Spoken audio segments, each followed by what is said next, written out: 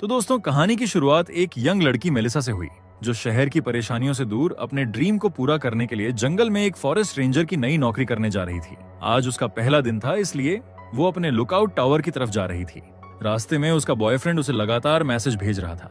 इन्हीं मैसेजों के कारण मेलिसा कुछ देर अपने फोन में उलझ गई, लेकिन जैसे ही उसने फिर से सड़क की तरफ देखा, अचानक उसे बीच सड़क पर एक आदमी खड़ा दिखाई दिया। ये देखकर वो घबरा गई और तुरंत अपनी कार जोर से ब्रेक लगाकर रोक दी। फिर वो आदमी को देखने के लिए कार से बाहर उतरी, लेकिन वहां उसे कोई दिखाई नहीं दिया। मेलिसा समझ नहीं पाई कि वो आदमी अचानक कहाँ चला गया। फिर जैसे ही वो वापस अपनी कार की ओर मुड़ी, वही आदमी अचानक उसके पीछे खड़ा दिखाई दिया। उसने उसे डांट कर कहा कि यहाँ इस तरह खड़े होना खतरनाक है, लेकिन वो आदमी कुछ नहीं बोला। उसने सिर्फ इशारों में बताया कि उसे बात करने की अनुमति नहीं है। मेलिसा को यह सब बहुत अजीब लगा और वो सोचने लगी कि ये आदमी आखिर है कौन। तभी वहां सैम नाम का एक और आदमी पहुंच गया अपने दोस्त के साथ। सैम ने बताया कि ये उसका दोस्त स्कीयर है और वो जंगल के इस इलाके की निगरानी कर रहा था। ये सुनकर मेलिसा की थोड़ी टेंशन कम हुई, लेकिन तभी मेलिसा की नजर उनके हथियारों पर पड़ी, जिससे उसे शक हुआ कि शायद वे यहाँ हंटिंग कर रहे हैं। ये सुनकर सैम ने उसे समझाया कि वे सिर्फ इलाके की निगरानी कर रहे हैं और हथियार वे अपनी सुरक्षा के लिए साथ रखते हैं। उसने ये भी बताया कि जंगल में हथियार रखने पर कोई प्रतिबंध नहीं है, इसलिए चिंता की कोई बात नहीं है। मेलिसा को उन्हें रोकने की कोई वजह नहीं मिली, इसलिए वो उन्हें जाने देती हुई आगे बढ़ गई। फिर थोड़ा आगे बढ़ने पर वो अपने लुकआउट टावर के पास पहुंच गई, जहां एक बंद गेट था। वो कार से उतरी, गेट खोला और कार अंदर ले गई। फिर वो वापस बाहर आकर गेट बंद करने लगी, लेकिन उसे ये ध्यान नहीं रहा कि उसी समय उसकी कार का रेडियो अचानक गड़बड़ करने लगा था। खैर, जैसे ही वो गेट बंद कर रही थी, दूर से एक अनजान कार तेज रफ्तार में उसकी तरफ आती दिखाई दी। मेलिसा घबरा गई और जल्दी जल्दी गेट बंद करने लगी। वो कार उसके बिल्कुल सामने आकर रुक गई और उसमें बैठा अजनबी आदमी उसे घूरता हुआ देखने लगा, जिससे माहौल अजीब और तनाव भरा हो गया। इसलिए किसी परेशानी में पड़े बिना मेलिसा ने तुरंत गाड़ी में बैठकर वहां से निकल जाना ही सही समझा। जिसके बाद वो अपने लुकआउट टावर पहुंच गई। वहां उसे बिली नाम का एक नौजवान मिला, जो काफी जल्दी में दिखाई दे रहा था। मेलिसा ने उसे रास्ते में हुई उस अजीब घटना के बारे में बताया, लेकिन बिली ने उसकी बातों में कोई दिलचस्पी नहीं दिखाई। उसने बस इतना कहा कि कैप्टन एजवुड बहानों को पसंद नहीं करते। फिर वो बोला कि ये काम ज्यादा मुश्किल नहीं है और उसके पास यहाँ काफी खाली समय रहेगा। उसने ये भी बताया कि उसने इस इलाके में कई अजीब चीजें देखी हैं। ये सुनकर मेलिसा थोड़ी घबरा गई। बात खत्म होते ही बिली ने जल्दी से कार की चाबी उठाई और बिना समय गवाए वहां से चला गया। बिली के जाने के बाद मेलिसा उत्साहित होकर लुकआउट टावर पर चढ़ गई। वहां उसे कुछ बुनियादी सामान मिला। फिर कुछ देर बाद उसे बोरियत महसूस होने लगी, इसलिए उसने सोचा कि अब सामान अंदर ले जाना चाहिए। जिसके बाद उसने रेडियो से संपर्क करने की कोशिश की, लेकिन रेडियो काम नहीं कर रहा था क्योंकि जनरेटर बंद था। इसलिए वो तुरंत नीचे उतरी और जनरेटर चालू की। तभी समय देखकर उसे एहसास हुआ कि वो अपनी रिपोर्ट देने में देर कर चुकी है। काफी कोशिश के बाद जब उसने रेडियो पर संपर्क किया, तो उसके बॉस ने पहले ही दिन देर होने पर नाराजगी जताई। मेलिसा कारण बताने की कोशिश करती रही, लेकिन जैसा बिली ने कहा था, बॉस ने उसके किसी भी बहाने पर विश्वास नहीं किया और उसे अधिक जिम्मेदार बनने की सलाह दे दी। इसके बाद मेलिसा दूरबीन से जंगल की निगरानी कर रही थी ताकि अपनी रिपोर्ट लिख सके। तभी अचानक एक पक्षी उड़ते हुए कांच से टकराया और नीचे गिर गया। ये देखकर वो चौंक गई। फिर मेलिसा ने दिन की रिपोर्ट पूरी की और रेडियो बंद कर दी। पहले ही दिन इतनी परेशानियां होने से वो थोड़ा निराश हुई, लेकिन उसने हिम्मत नहीं हारी। वो नीचे उतरी और पक्षी को दफनाने से पहले उसकी एक फोटो खींची। फिर शाम होते होते उसने दिन की आखिरी रिपोर्ट भेजी और कुछ देर ऊंचाई से जंगल का खूबसूरत नजारा देखती रही। वहां की शांति उसे थोड़ी राहत दे रही थी। फिर रात में जब वो खाना बना रही थी, तभी उसे रेडियो पर किसी और रेंजर की आवाज सुनाई दी। मेलिसा तुरंत रेडियो के पास गई और उससे संपर्क किया। वो रेंजर एक दूसरे स्टेशन पर काम कर रहा था।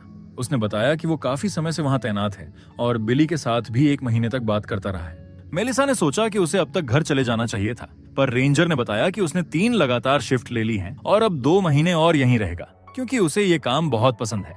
उसने ये भी कहा कि पहले लोग फॉरेस्ट रेंजर बनना चाहते थे, लेकिन अब ऐसे काम के लिए लोग बहुत कम मिलते हैं। जब मेलिसा ने बताया कि वो भी यहाँ अपनी मर्जी से आई है, तो रेंजर खुश हो गया। फिर उसने कहा कि यहाँ 2 तरह के लोग आते हैं, कुछ जो अपनी जिंदगी में कुछ ढूंढ रहे होते हैं और कुछ जो अपनी परेशानियों से भागकर यहाँ आते हैं। उसने मेलिसा से पूछा कि वो यहाँ किस वजह से आई है, लेकिन मेलिसा जवाब देती उससे पहले ही उसने बातचीत अगले दिन के लिए टाल दी और उसे गुड नाइट कहकर रेडियो बंद कर दी। जिसके बाद मेलिसा ने हेडफोन्स लगाए और सोने की कोशिश करने लगी। तभी अचानक हमें टावर के पास आसमान से एक चमकीली चीज गिरती हुई नजर आई। खैर, अगली सुबह मेलिसा ने थोड़ी देर कसरत की और फिर नहाने के लिए बाहर चली गई। तभी उसे महसूस हुआ कि कोई दूर से उसे देख रहा है। असहज होकर वो तुरंत टावर की तरफ लौट आई। वास्तव में दूर झाड़ियों के पीछे से स्कीर उसे देख रहा था, लेकिन मेलिसा को वो नजर नहीं आया। वो तुरंत ऊपर गई और दूरबीन से जंगल का निरीक्षण करने लगी, मगर वहां उसे कोई दिखाई नहीं दिया। इसलिए मेलिसा ने इसे नजरअंदाज किया और अपनी रिपोर्ट भेजकर थोड़ा घूमने निकल पड़ी। चलते चलते उसे रास्ते में जमीन पर एक खतरनाक जाल दिखाई दिया। उसने एक लकड़ी की मदद से उसे सावधानी से निष्क्रिय किया और फिर बिना रुके आगे बढ़ती रही। आगे जाकर उसे एक अजीब चीज मिली, जैसे किसी जानवर की उतरी हुई खाल, और उस पर नीले रंग का खून लगा था। इसे देखकर वो हैरान रह गई। तभी पास से कुछ आवाजें आईं और उसका ध्यान उस तरफ चला गया जहां उसे एक फेंका हुआ स्पीकर और उसके पास एक टेंट दिखाई दिया। उसने स्पीकर बंद किया और टेंट के अंदर झांक कर देखा, जहां उसे कोई दिखाई नहीं दिया। फिर वो वापस जाने ही वाली थी कि अचानक उसके सामने एक औरत खड़ी दिखाई दी। उस औरत की टांगों पर गहरी जलने के निशान थे और वो बहुत अजीब आवाज में बड़बड़ा रही थी। मेलिसा समझ गई कि वो घायल है और उसे मदद की जरूरत है। वो उसे सहारा देकर धीरे धीरे अपने लुकआउट टावर की तरफ ले जाने लगी। उस दौरान उसे पता चला कि उस औरत का नाम कॉनली था। फिर जैसे जैसे वे आगे बढ़ते गए, पीछे टेंट के आसपास का जमीन पर जला हुआ बड़ा इलाका दिखाई देने लगा। टावर पहुंचकर मेलिसा ने कॉनली को सीढ़ियों पर बैठा दिया, क्योंकि वो लगातार डर और घबराहट में कुछ उलझी उलझी बातें कर रही थी। तब मेलिसा ने सोचा कि पहले उसे मेडिकल मदद दिलाना जरूरी है, इसलिए वो जल्दी से ऊपर गई ताकि रेडियो के जरिए मदद बुला सके और प्राथमिक उपचार की चीजें ले आए। पर सीढ़ियां चढ़ते समय उसका सोलर पैनल गलती से गिरकर नीचे टूट गया, लेकिन मेलिसा ने खुद को शांत रखा और मदद बुलाने पर ध्यान केंद्रित किया। उसने रेडियो पर पूरी स्थिति बताई और रेस्क्यू टीम भेजने की रिक्वेस्ट की। जवाब में बताया गया कि कैप्टन एजवुड पास में ही गश्त कर रहे हैं और जल्द वहां पहुंच जाएंगे। ये सुनकर मेलिसा तुरंत फर्स्ट एड किट लेकर नीचे आई, लेकिन नीचे पहुंचकर उसने देखा कि कॉनली वहां नहीं थी। उसने इधर उधर देखा तो कॉनली थोड़ी दूर खड़ी जंगल की ओर घूर रही थी। मेलिसा उसके पास गई और समझने की कोशिश की कि उसे क्या हुआ है। कॉनली अब भी कुछ नहीं बोल रही थी, लेकिन उसके चेहरे पर फैला डर साफ बता रहा था कि जैसे कोई बड़ी मुसीबत उन पर आने वाली हो। दूसरी ओर कैप्टन एजवुड अपनी टीम के साथ गश्त कर रहा था। तभी उसे कॉनली के रेस्क्यू की सूचना मिली। उसे ये सब पसंद नहीं आया, लेकिन वो अपना फर्ज निभाने के लिए मजबूर था। अनमने मन से उसने मेलिसा की मदद करने का फैसला किया और लुकआउट टावर की तरफ बढ़ने लगा, जिसके बाद एजवुड टावर पहुंचा। मेलिसा ने तुरंत उसे कॉनली की जली हुई टांगों और उसकी खराब हालत के बारे में बताया। एक रेंजर कॉनली को गाड़ी तक ले गया, जबकि एजवुड गुस्से में मेलिसा के पास आया। उसने मेलिसा को सख्त लहजे में याद दिलाया कि उसकी असली ड्यूटी टावर में रहकर जंगल में फायर वॉच करना है, ना कि इधर उधर जंगल में घूमना। फिर जाने से पहले उसने मेलिसा को आदेश दिया कि अगली रिपोर्ट से पहले सोलर पैनल ठीक कर दे।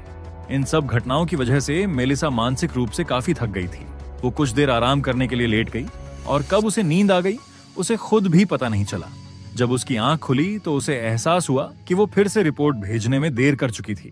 फिर भी उसने अपनी ड्यूटी के प्रति जिम्मेदारी दिखाते हुए तुरंत रिपोर्ट भेज दी, लेकिन उसके मन में ये डर था कि इस बार उसे सजा जरूर मिलेगी। सौभाग्य से उस समय दूसरी तरफ से एक दूसरा रेंजर मिला।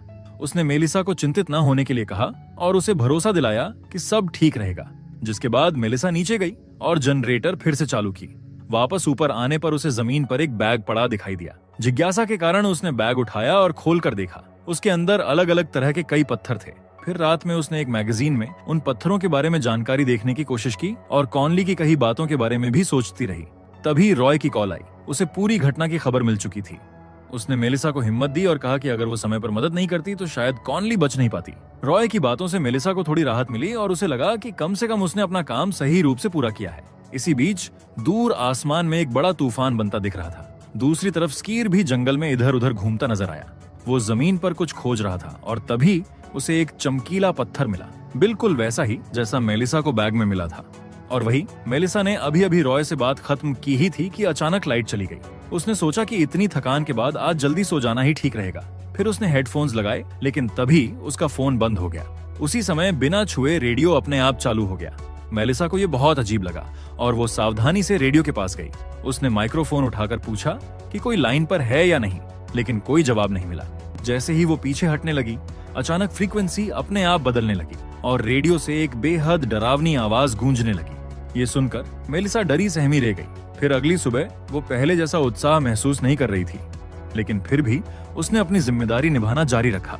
हालांकि एजवुड ने उसे टावर में रहने को कहा था, फिर भी मेलिसा ने उस आदेश को नजरअंदाज किया और कैंप की जांच करने का फैसला किया। उसने अपना बैग तैयार किया और टावर से नीचे उतरकर जंगल की ओर चल दी।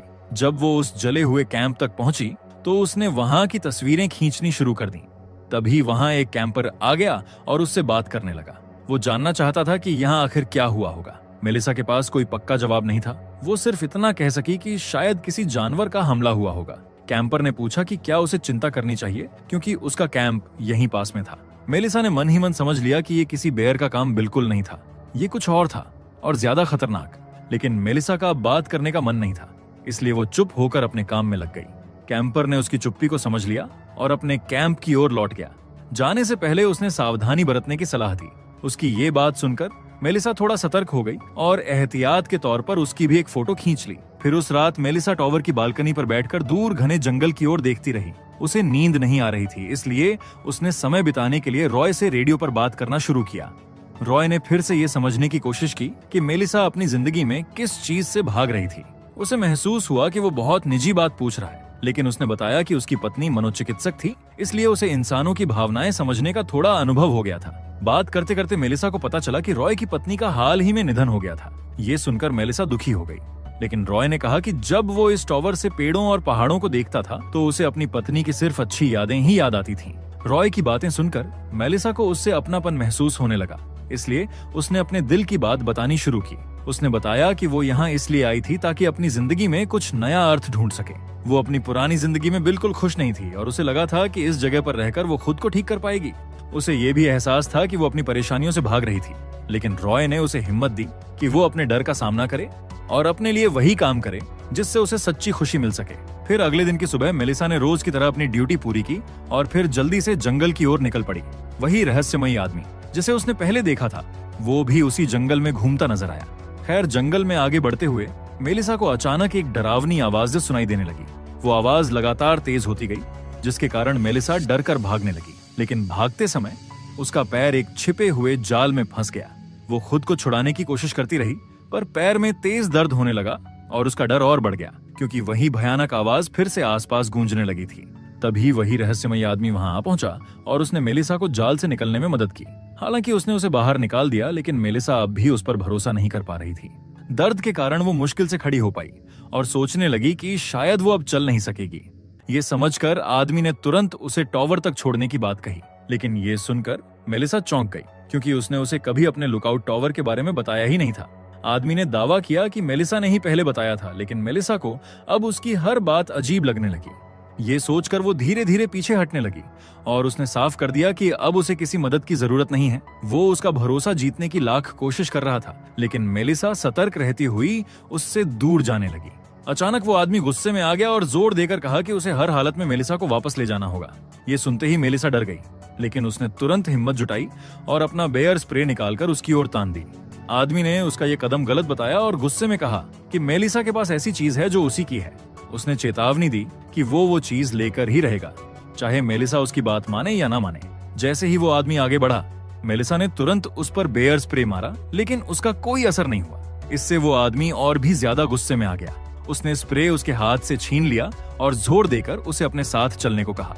इसी दौरान सैम और बक वहां पहुंच गए और स्थिति को समझते ही सैम ने तुरंत मेलिसा को पकड़कर पीछे कर दिया, जबकि बक वहीं खड़ा होकर उस आदमी को रोकने के लिए उसके सामने डट गया। वो आदमी लगातार बक की ओर बढ़ता गया। बक ने बंदूक चलाने की कोशिश की, लेकिन वो निशाना चूक गया। फिर अगले ही पल वो आदमी बक तक पहुंच गया और उसकी गर्दन पकड़ लिया। फिर उसने बक की जेब से एक अजीब सा वस्तु निकाला और उसी क्षण उसने बक को बेरहमी से मार डाला। यह भयावह दृश्य देखकर सैम और मेलिसा घबरा गए और अपनी जान बचाने के लिए तेजी से कार की तरफ भागे। वे तुरंत कार में बैठे और वहां से निकलने की कोशिश करने लगे, लेकिन जैसे ही सैम ने कार स्टार्ट की, वह रहस्यमयी आदमी फिर अचानक प्रकट हो गया और मेलिसा के बिल्कुल पास खड़ा होकर उसे घूरने लगा। इससे पहले कि कार आगे बढ़ पाती, उस आदमी ने अपनी अलौकिक ताकत से कार को पकड़कर रोक लिया। तभी मेलिसा ने तेजी से प्रतिक्रिया दी। उसने सैम का धनुष उठाया और उस आदमी पर निशाना साधा। ये देखकर उस आदमी ने कार छोड़ दी और उन्हें चेतावनी दी कि वो जल्द ही फिर मिलेगा। रास्ते में सैम मेलिसा पर नाराज था, क्योंकि वो पहले ही उसे यहाँ के अजीब और खतरनाक लोगों के बारे में चेतावनी दे चुका था। मेलिसा अभी भी सदमे में थी और समझ नहीं पा रही थी कि वो आदमी आखिर था कौन। सैम ने साफ बताया कि वो कोई नॉर्मल इंसान नहीं था, बल्कि किसी शैतान जैसा प्राणी था। मेलिसा का मन अब और भी बेचैन होने लगा। तभी उसने सैम से पूछा कि स्कीयर कहाँ है। सैम ने कहा कि वे उसी को ढूंढने जा रहे हैं, क्योंकि वो भी उस हमले के दौरान कहीं गायब हो गया था। वे आगे बढ़े और कुछ दूरी पर स्कीर घायल हालत में पड़ा मिला। सैम तुरंत नीचे उतरा और स्कीर की मदद करने के लिए उसके पास गया, जबकि उसने मेलिसा को कार में ही रहने को कहा। लेकिन तभी मेलिसा को वो आदमी वापस आता दिखाई दिया। वो डर गई और सैम को सावधान करने के लिए हॉर्न बजाने लगी। उसने कार स्टार्ट करने की भी कोशिश की, पर कार चालू ही नहीं हुई। जब उसने पीछे मुड़कर देखा तो वो आदमी उसके बिल्कुल पास खड़ा था। उसने कार का दरवाजा झटके से उखाड़ दिया और मेलिसा को पकड़ने ही वाला था कि सैम ने पीछे से उस पर हमला कर दिया और उसे जमीन पर गिरा दिया। सैम ने उसे रोकने की पूरी कोशिश की और दोनों के बीच जोरदार लड़ाई शुरू हो गई। बीच में सैम ने अपनी जेब से वह चमकीला पत्थर निकाला और उसका ध्यान भटकाने के लिए दूर फेंक दिया। पत्थर वहां से गिरते ही वह आदमी कुछ पल के लिए रुक गया, लेकिन सैम ने मौका नहीं छोड़ा और तुरंत उसे पकड़कर उसकी गर्दन दबाने लगा। इस मौके का फायदा उठाकर मेलिसा भागी और पास के एक कैबिन में छिप गई, लेकिन वो आदमी जल्दी ही सैम पर भारी पड़ गया और उसने उसे चाकू से मार डाला। उसने सैम से वो अजीब ऑब्जेक्ट उठा लिया और मेलिसा की तरफ बढ़ने लगा। मेलिसा घिसटकर दूर जाने की कोशिश कर रही थी, लेकिन वो उसे ढूंढता हुआ कहने लगा कि उसे सिर्फ वही चीज चाहिए जो मेलिसा उससे लेकर आई है। उसने चेतावनी दी कि भागने की कोई जगह नहीं है, अगर वो मान जाए तो वो शायद उसे छोड़ दे। फिर वो पास के टेंट की तरफ बढ़ा, ये सोचकर कि मेलिसा वहीं छिपी है, लेकिन ये एक ट्रैप था जिसका फायदा उठाकर मेलिसा दूसरी तरफ से भाग गई। तभी स्कीयर फिर दिखाई दिया। उसने उस आदमी से पूछा कि उसने उसके साथ क्या किया है। वो आदमी मुस्कुराता हुआ बोला, मैंने तुम्हें ऐसा गिफ्ट दिया है जो तुम्हारा इंसानी शरीर कभी नहीं दे सकता था। ये समझकर स्कीयर ने मेलिसा को भागने के लिए कहा और खुद उस आदमी का सामना करने लगा, लेकिन वो आदमी बिजली जैसी तेजी से उसके पास पहुंचा और लगातार वार करके स्कीयर को मार दिया। लड़ाई के बीच उस रहस्यमयी आदमी की नजर अब फिर से मेलिसा पर जा टिकी थी। मेलिसा डरकर पीछे हटने लगी और भागने की कोशिश करती रही, लेकिन उसकी अलौकिक तेजी के सामने भागना बेकार था और कुछ ही पलों में वो उसके सामने पहुंच गया। मेलिसा ने पास पड़ी एक लकड़ी उठाई और खुद को संभालने की कोशिश की। उसके मन में बस एक ही सवाल था, ये आदमी आखिर उससे चाहता क्या है। वो आदमी बस मुस्कुराया, जैसे उसे पता हो कि मेलिसा अभी तक सच्चाई नहीं जानती। मेलिसा ने उस पर वार करने की कोशिश की, लेकिन उसने आसानी से उसके हमले को रोक लिया। इसी दौरान मेलिसा की नजर उसके हाथ में पहने हुए एक अजीब से ताबीज पर पड़ी। उस आदमी के इशारों से साफ लग रहा था कि यह सिर्फ किसी बड़ी वस्तु का छोटा सा हिस्सा था और मेलिसा उससे जुड़ी कुछ महत्वपूर्ण बात से अनजान थी।